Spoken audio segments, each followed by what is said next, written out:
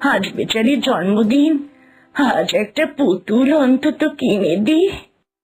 ও পুতুলওয়ালা, পুতুলওয়ালা, এইদিকে শোনো একটু।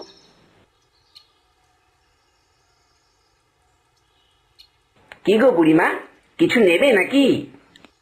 হ্যাঁ গো পুতুলওয়ালা, একটা পুতুল দেবে গো। এই খরিদার মনে হয় না বেশি কিছু নিতে পারবে। এর পেছনে বেশি সময় নষ্ট করে লাভ নেই। এই দেখো, এই পুতুলটা নেবে? এই পুতুলটা? এত ছোট পুতুল কি করে আমার নাতনিকে দিই বলো তো? একটু ভালো কিছু দেখাও না। দেখো বুড়িমা, বড় পুতুলের দাম বেশি হবে, তখন কিন্তু দরদাম করলে চলবে না। এই শোন, তুই কি ভেবেছিসটা কি? আমার কাছে